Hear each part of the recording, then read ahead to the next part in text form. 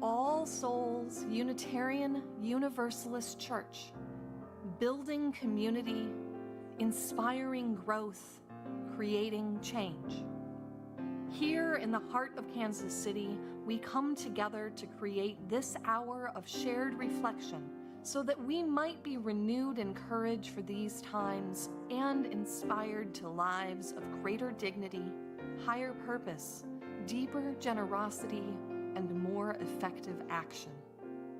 May the words and music and images that we offer today nourish our best selves, calling forth abundant wisdom and love, a love that has the power to overcome both loneliness in the heart and oppression in the world. Welcome to our service. Arise, our souls,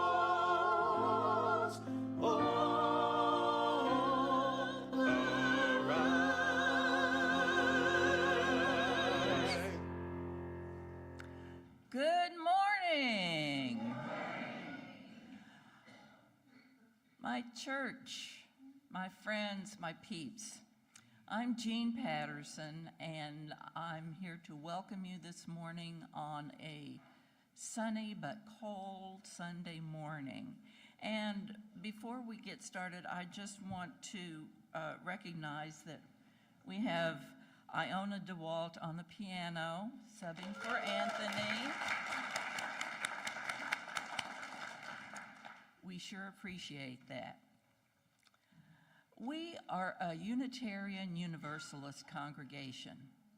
Our traditions are a large tent with room for many beliefs and approaches to the questions that matter. It's our values of inclusion, compassion, and justice that hold us together. We seek to build the beloved community, making room for everyone and creating a world where everyone's needs are met. You may be new here this morning. Glad you're here with us. We know that your first time attending a church can be kind of, and you want to keep a low profile. That's great to check things out. If you're excited to be here and want to let us know you're a visitor, raise your hand and say hi this morning. Yeah. Hi, folks. Thank you for enriching all of us with your presence today.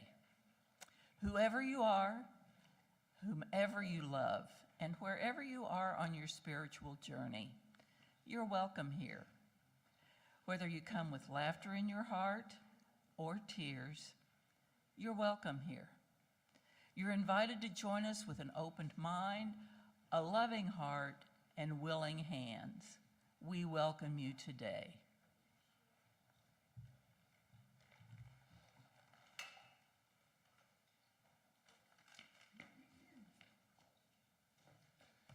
Good morning, friends. I am Brian Doyle, and I am your Vice President on your Board of Trustees. And I'm here once again to provide a special notice of a special meeting called by the All Souls Board. It will be next Sunday, next Sunday at noon here in Bragg, right where we are right now, following the service.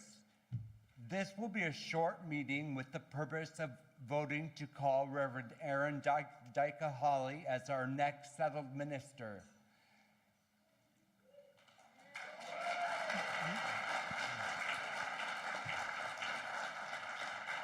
Now, one thing, this vote requires a 30% quorum. That means 75 members, voting members, need to be here. So if you can be here, please be here to show your support and vote. Thank you. Have a great day.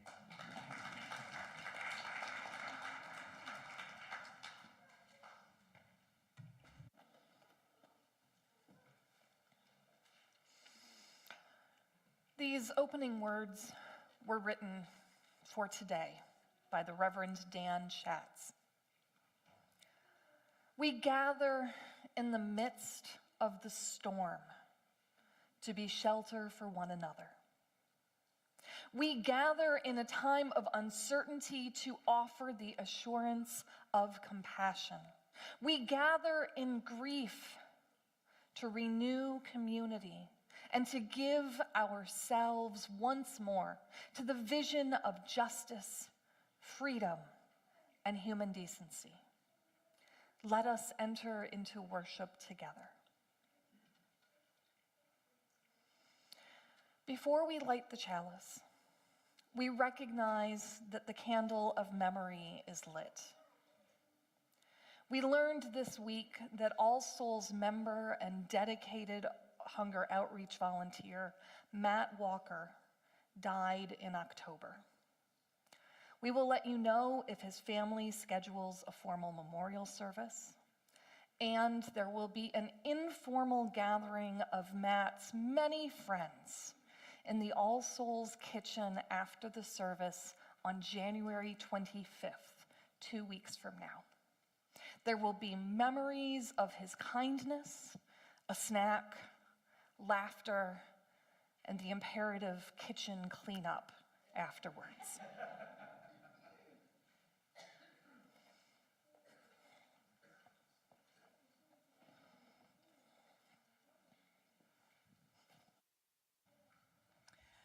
Our chalice lighting words are by the Reverend Michelle Collins. This flame burns for the courage we find when fear makes sense. Not the absence of doubt, but the choice to act anyway. We light it for those who speak when silence feels safer, and those who act when invisibility beckons.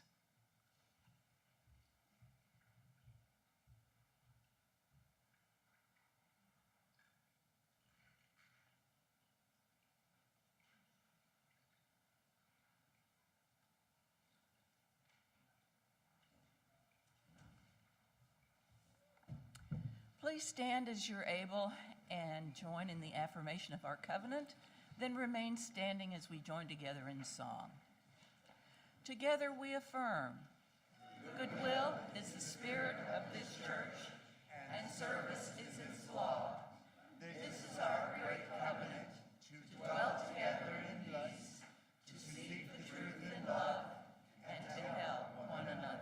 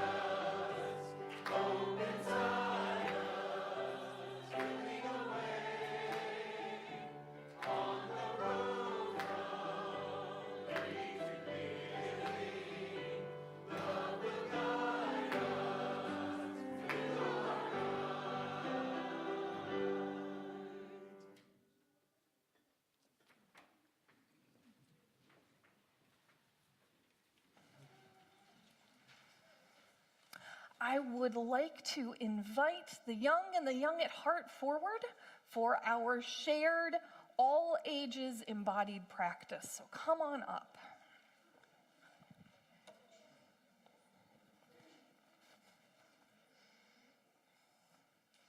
Good morning. Have a seat for now.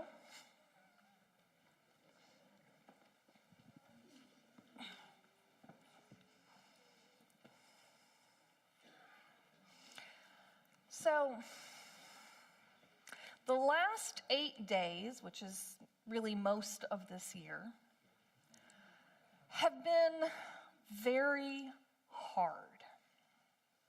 There are terrible things happening in our country and in the world, with people being hurt. And everyone in this room, along with people all over the country and the world, are feeling lots of big feelings. You may have learned from your parents or your teachers or reading articles in books that our feelings are mostly in our bodies, not our brains. When we have big feelings, things happen in our bodies because of them. What is something that your body does when you have a big feeling? Go ahead. You yell, okay. What's something that your body does? Go ahead. When I have a panic attack, it becomes hard to breathe. Oh, a panic attack can be hard to breathe. Mm-hmm. Oh, feel super angry. What does that angry feel like? Like what happens inside of you when you feel angry? Oh, his ears get really hot. With your haircut, everybody can tell now. Go ahead. What does it feel like to be angry? My face gets really hot, and then I start yelling at people and accusing them for things. Face gets really hot and starts yelling at people. Yeah. Go ahead. Your heart beats faster. Yes. Gosh, that happens when we're angry, when we're afraid. Yep. Stomp and hit. Yep. Mm-hmm. Breathing issues. I see. Yep. Sometimes when I'm nervous, I get kind of Itchy. Ooh. Somebody said allergic to anger. Yeah. You might hurt people. Oh, you might hurt people when you have big feelings. Yep. Go ahead. I'm always itchy. Always itchy. Just always itchy. One more. I have one more thing to add. I can also get pretty aggressive with people. I sometimes actually seriously hurt them by punching them. Oh. Yeah, that's got to be hard. He said that sometimes he gets real aggressive and can hurt people. Yeah. Oh, people can bite when they get angry. So sometimes when we have big feelings, but we're not able to move our bodies to let them out, stuff from our feelings stays in our bodies. And we might not notice that it's there. Let me talk for a minute. We might not notice that it's there unless we really focus on it. But people's bodies hold on to stuff from big emotions for a long time, decades even, and it can build up until it becomes a problem. So, right now, because we've been having some big feelings, and I'm mostly looking at the grown-ups, but I bet everybody's had some big feelings lately. Let's feel our bodies and help to get even just a little bit of that stuff out. And so I invite everyone to do this with me. Kids, grown-ups, and even invisible friends. You can stand up to do this, or you can keep sitting. Something happened to my mic, I think. Okay. Anyway, let's stand up if you want to. If you want to stay seated, you do that. Just do what you want to do. And if anything doesn't feel right, just adapt. It doesn't really matter. Do what feels right for you. So the first thing I want you to do is take your hands and put them in fists and squeeze really, really hard. Keep squeezing, and release. Now shake it out. Okay, let's try doing that one more time. Let's do that. Squeeze, squeeze, squeeze, squeeze, squeeze, squeeze, squeeze. And release.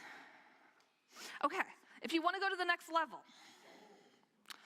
we can try to squeeze every part of our body that we can, or whatever part of your body you feel like you need to squeeze. So I'm talking your face, your toes. So 1, 2, 3, squeeze everything.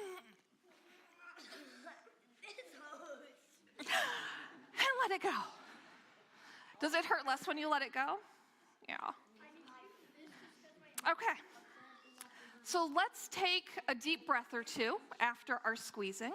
If you really want to feel that breath, you can lift your arms while you breathe in and lower them when you breathe out. One more time. In, out. And next, I invite you to flap. This is something that society has told autistic people for decades or centuries that we're not supposed to do. But we're going to do it right now. So you can flap your wrists, you can flap your whole arms, you can keep them loose or tight. Just try moving in a really fast flapping motion. Go, go, go, go, go. Flap, flap, flap, flap, flap, flap, flap, flap, flap. Flap, flap, flap, flap, flap, flap, flap, flap. And stop. Whew. Release that. And for those of you who are neurotypical, you can tell me after the service how that felt for you. Because I'm just curious how non-autistic folks experience the flapping that I so enjoy. All right, let's take another breath.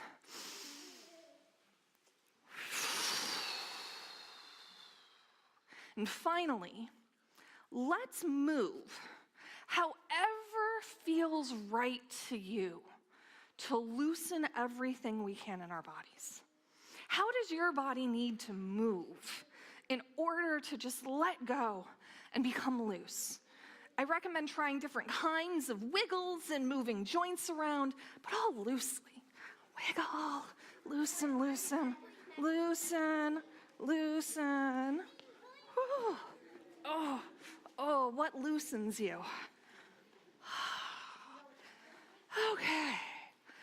And then we're going to take one more breath.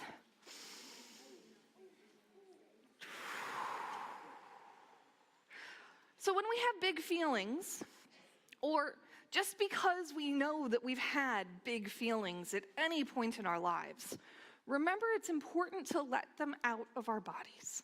So I hope you feel more present in your body, and that even the smallest part feels looser and less tense. This kind of thing is an important part of loving ourselves.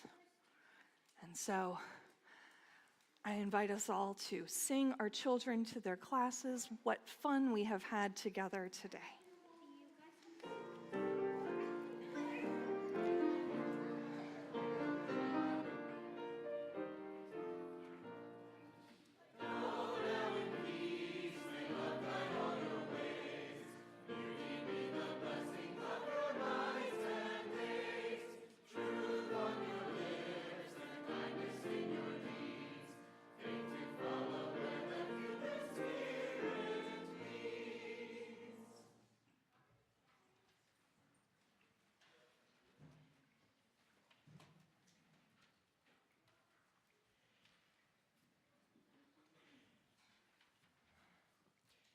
When the Unimaginable Happened by Ann Barker. When we heard the news, saw the wreckage, felt the paralyzing blow, our hearts broke open and spilled out into our hands. And there we were, watching our love seep between our fingers, watching our fragile love pour out all over us, watching our love seem to slip away. When the unimaginable happened, the ache that we felt, as if love was being lost, was the ache of love's despairing truth. This is the love that no one chooses, the loss so out of order, so profound, the love we did not ever want to know. And yet, the source of this despair, the reason our hearts cleave and flow, is because they know fullness. This is the love of truth and beauty, love that spans the web of being, uniting each of us within its timeless form. When we heard the news, our hearts broke open, spilled into our hands, and there we stared at love, lamenting, "What am I to do with this?"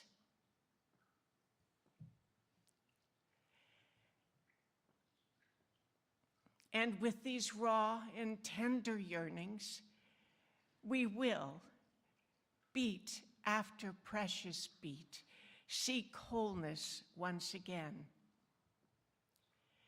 It will take time to find our balance, to grieve if we will make room. Remember, friends, this is the right thing. This ache within our deepest beings.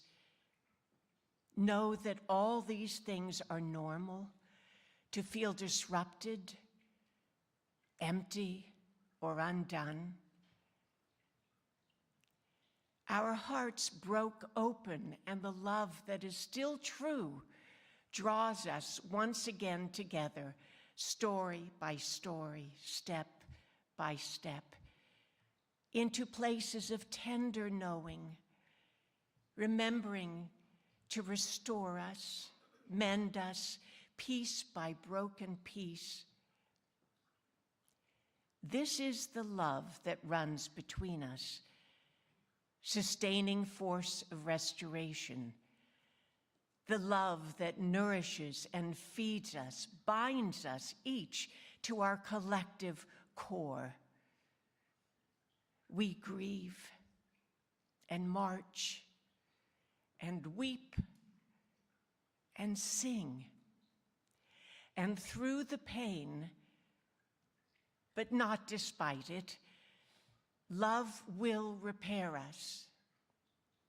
Not the same, but stronger in some places. Honoring memories like treasures, living out our lives' potential in the shadow of the trespass, in the warmth of one another, in the light of what, restored, we will become.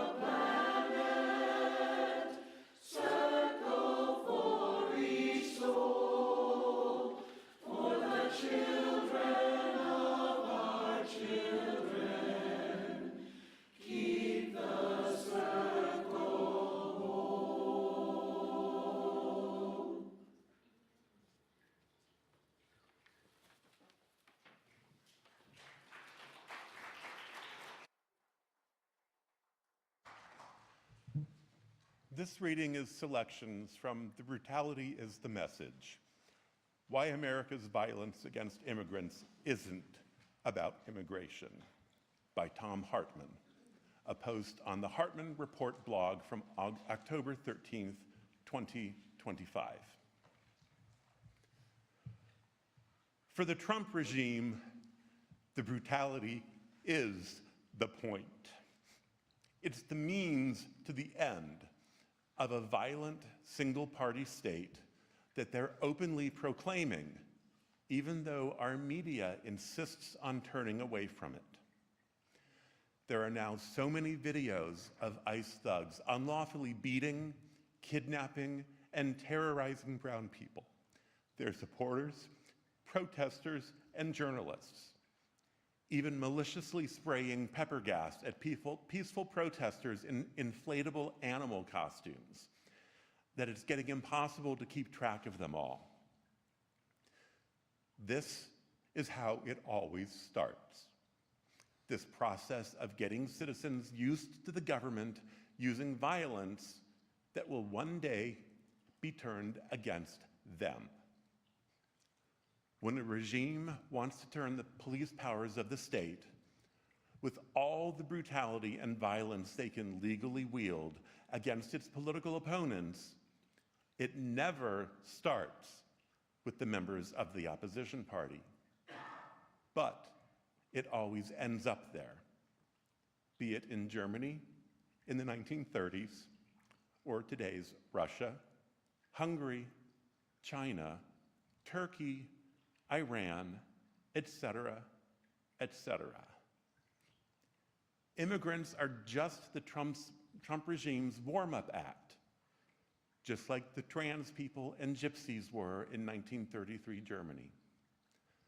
The real goal of this administration, by their own declaration, is to turn America into a one-party rule nation. To get there, though, they must first get us used to Trump's masked secret police using violence on the streets and in our homes, right in front of us.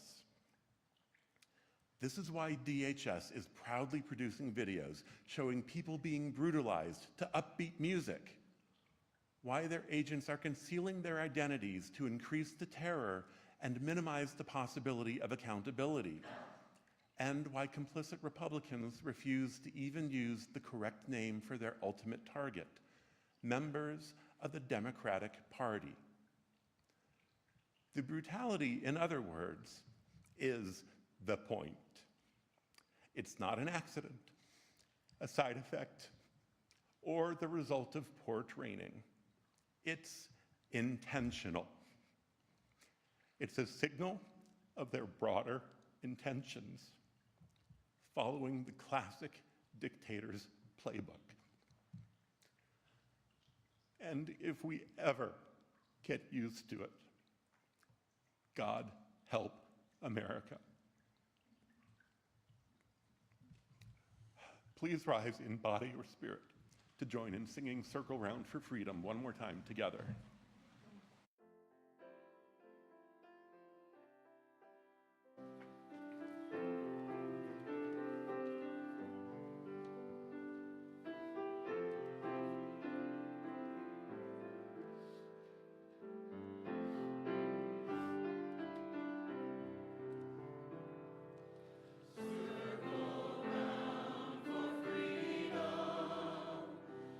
Circle round for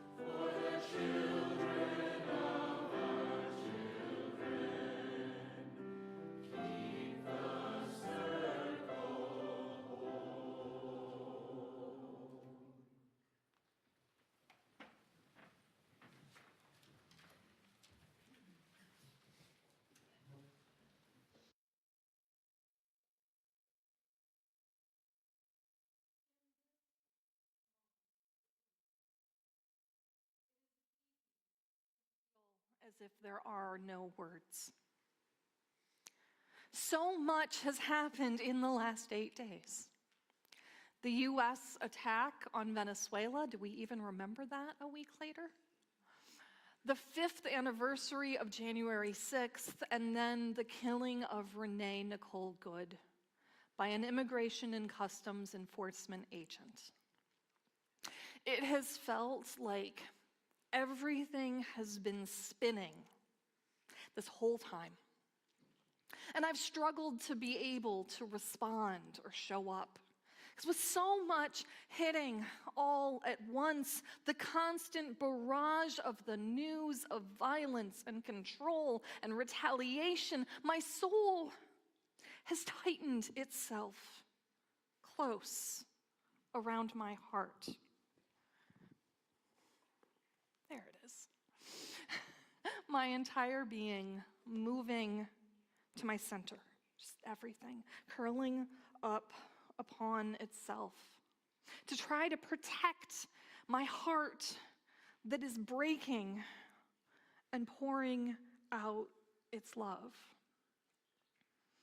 I am in awe, utterly in awe of my colleagues in Minneapolis and all of the Twin Cities who have pushed through their own emotional turmoil to show up again and again, to write words in response to the moment, to speak out for justice and love, and to name the violence of the state against its own people as the evil that it is. Day after day, they are literally showing up in the freezing cold, colder than today here. And they are planning rallies, they are coordinating food and warmth, they are in community with those whose lives have been destroyed and are engaging in direct mutual aid.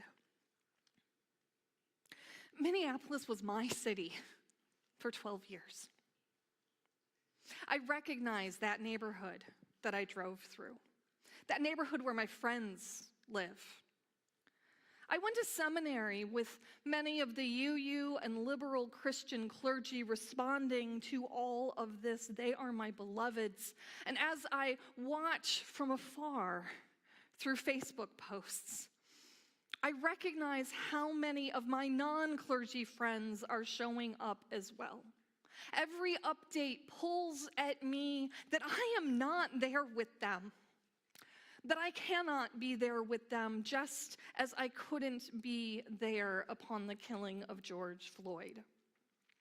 And I want to tell you what I'm telling myself over and over again to soothe all of the parts of myself that feel shame that I'm not able to do more right now. It's okay. It's okay.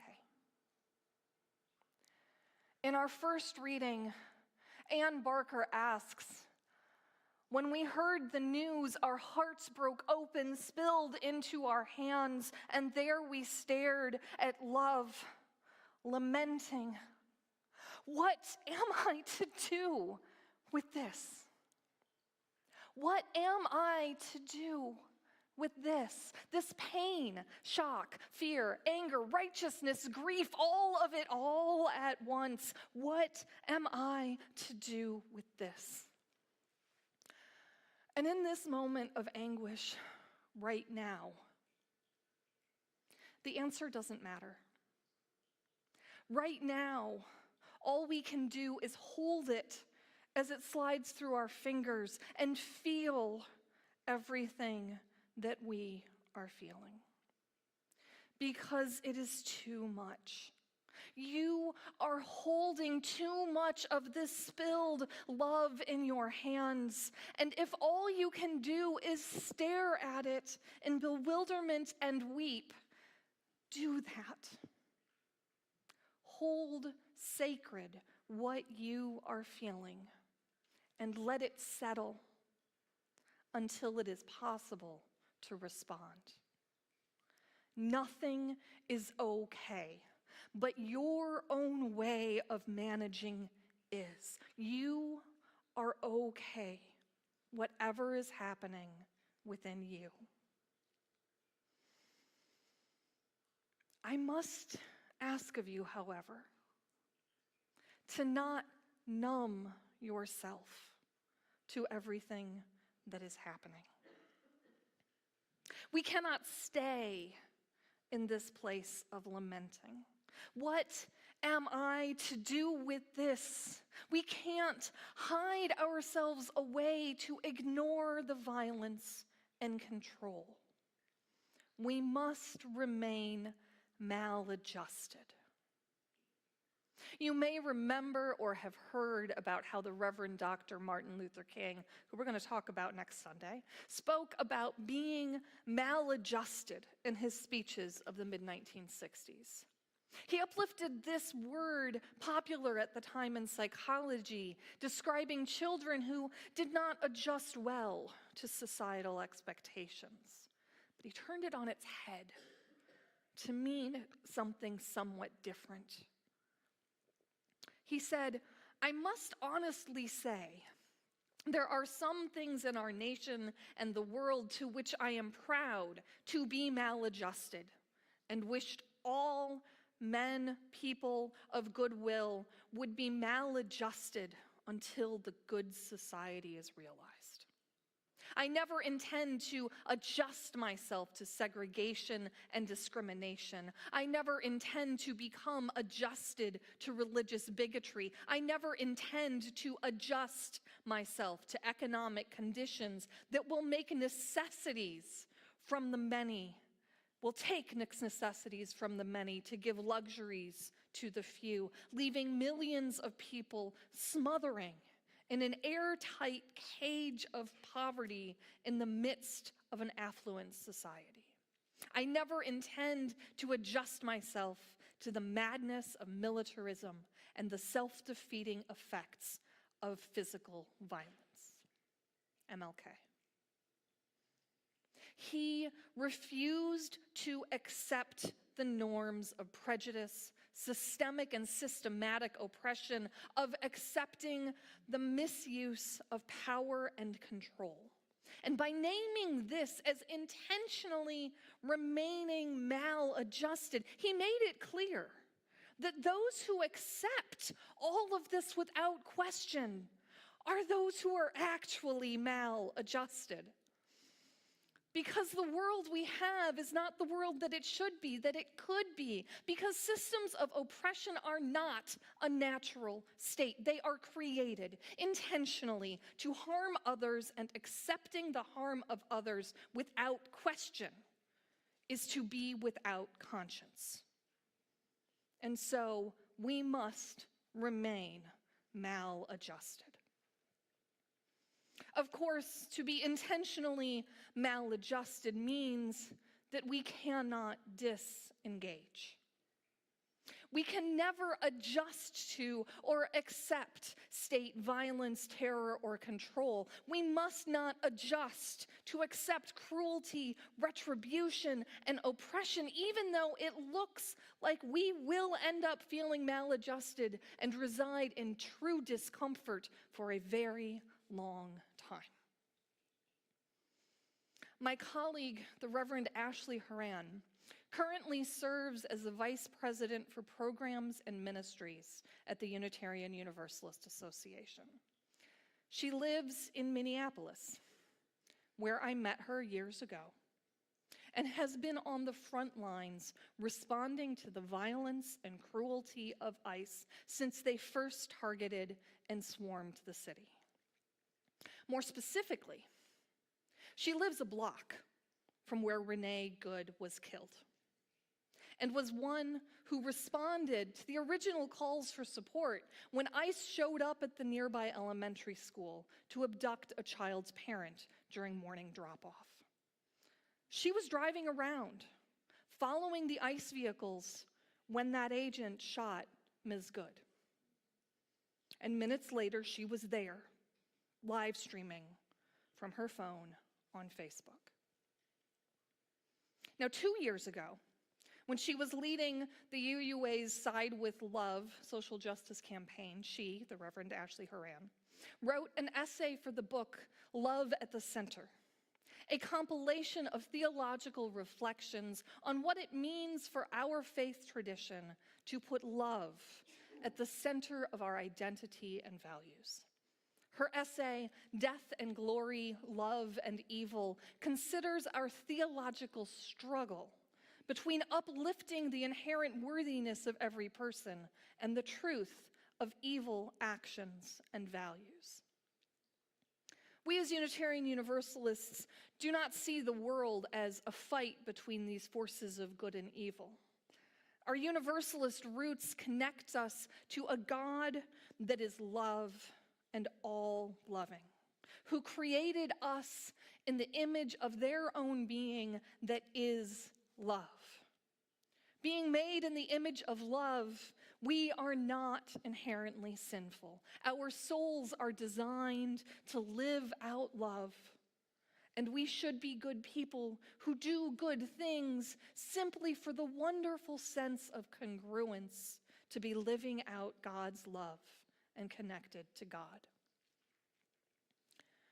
But our connection to this theology, our embracing of it, has left us struggling to name evil, to even define evil, except maybe as actions instead of a force outside of humanity.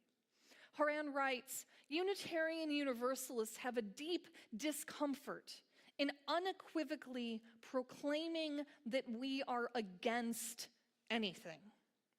And we struggle mightily to directly name evil and look its perpetrators squarely in the face.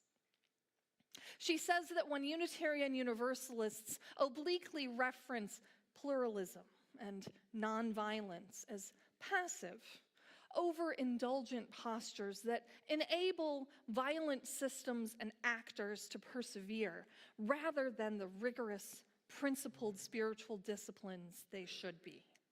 We stop at the Universalist assertion about the inherent worth and dignity of every person without acknowledging that honoring someone's inborn belovedness absolutely means taking active measures to prevent them from impeding other people's access to freedom and flourishing. Ashley Horan. When our hearts broke open, spilled into our hands, and there we stared at love lamenting, what am I to do with this? Right now, unequivocally, we choose a side. Because, well, our government is acting out of fascism. Period. On Friday night, Heather Cox Richardson's letter from an American Post uplifted a 1945 pamphlet, some of you may have read this post, from the War Department for soldiers serving in Europe, designed to keep them informed. It was titled, Fascism, all caps, exclamation point. It defined fascism as government by the few and for the few. The objective is seizure and control of the economic, political, social, and cultural life of the state.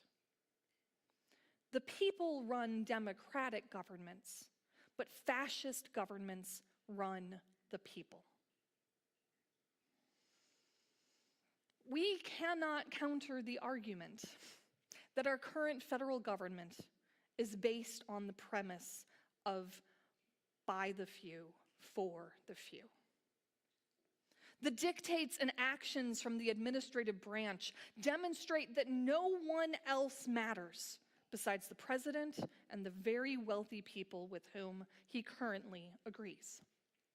The president is angry that states are pushing back, so he withdraws the funding that literally feeds people. He did not try to hide that the attack on Venezuela and arrest of its leader was about oil, which he now says that he will personally control with the proceeds going into an offshore account that is not part of the U.S. Treasury. This has nothing to do with the oppression of the Venezuelan people.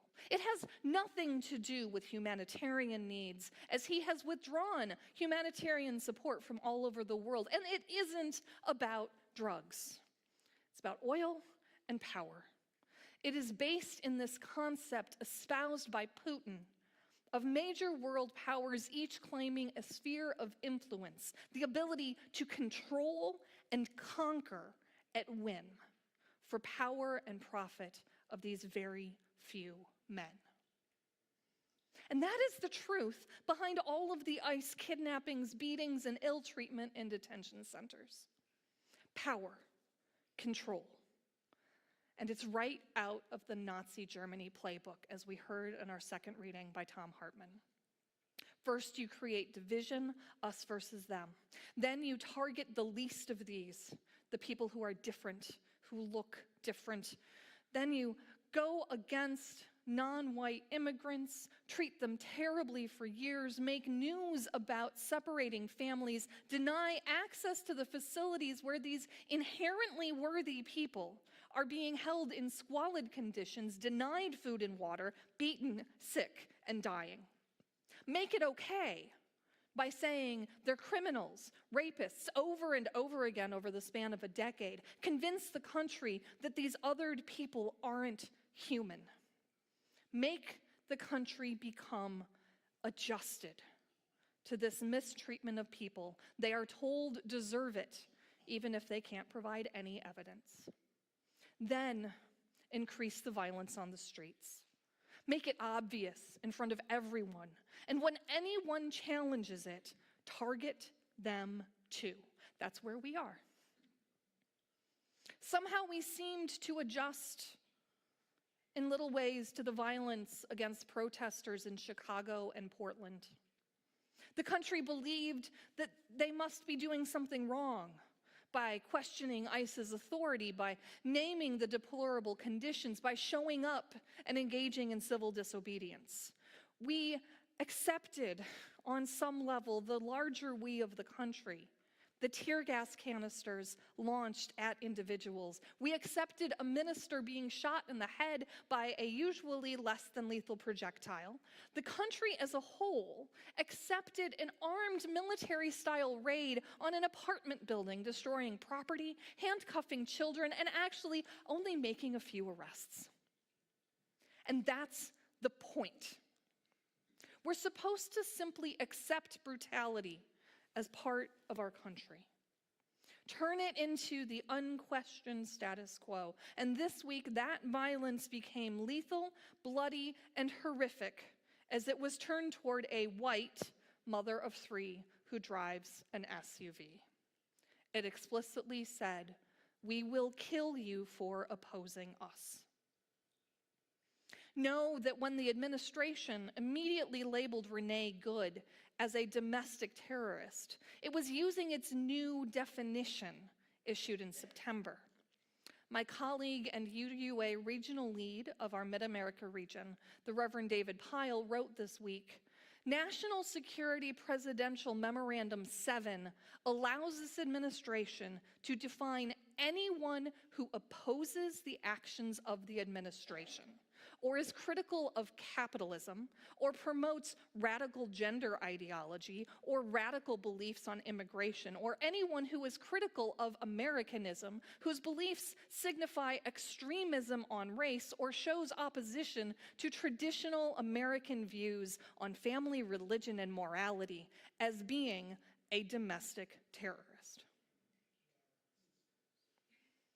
Ms. Good was declared a domestic terrorist not because of anything she did with her car. She was declared a domestic terrorist simply because of the things she believed that had her there in the first place. So by definition, I am demonstrating that I am a domestic terrorist by preaching this sermon.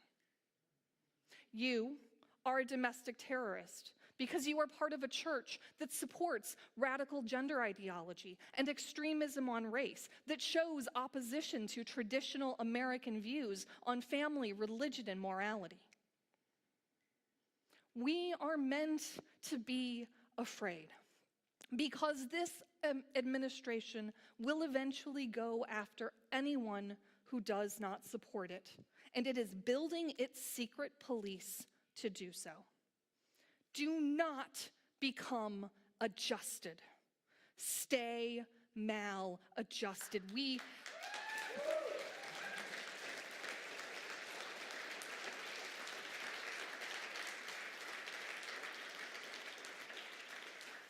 We cannot accept this for our neighbors or our country or ourselves. We don't have a choice.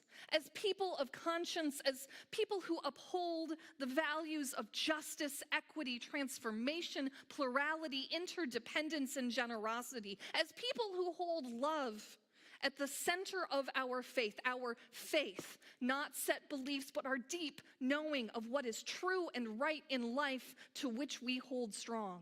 Faith, people of deep faith, that it matters.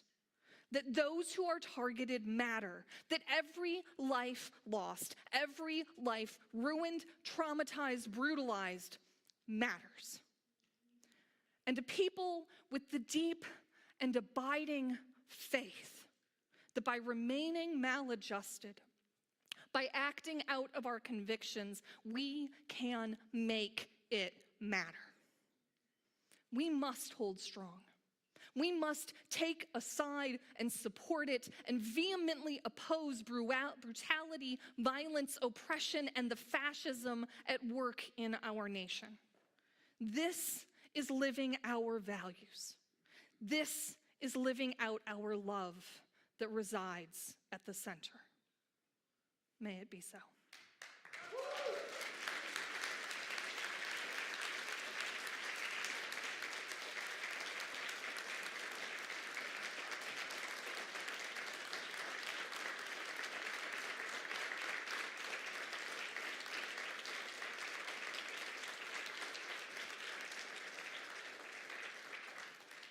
Please do not sit down. Instead, rise in body or spirit and let us sing our next song, Answering the Side of Love. Answering the Call of Love.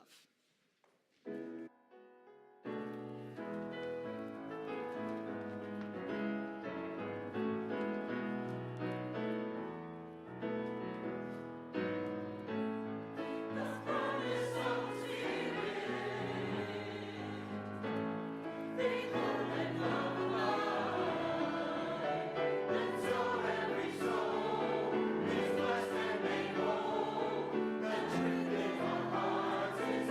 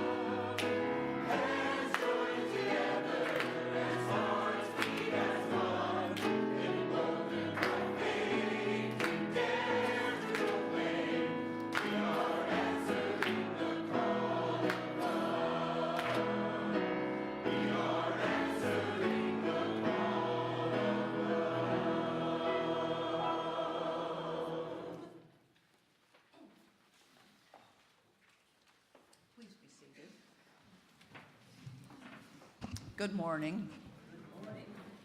I'm Anita Malott, and I'm a member of the Board of Trustees as a secretary. A little over 50 years ago, a friend of mine told me about the UU Church. It was a church community that did not preach dogma. I was amazed. Now, 50 years later, I am still amazed. This church community offers a safe place for individuals by accepting people for who they are. That kind of acceptance gives a person confidence to go out and face the world. For the past 50 years, this church community has forged meaningful relationships, deep friendships, where care is given and time is given. This church community, we deliberate difficult decisions. Circumstances changes with the time. I know I've had my beliefs challenged, and I've changed. Also, this community offers ample opportunity to get involved. And that may be anywhere from knitting, feeding the hungry, even joining the board. But it is vitally important that we keep this community thriving. The offering will now be graciously given and gratefully received.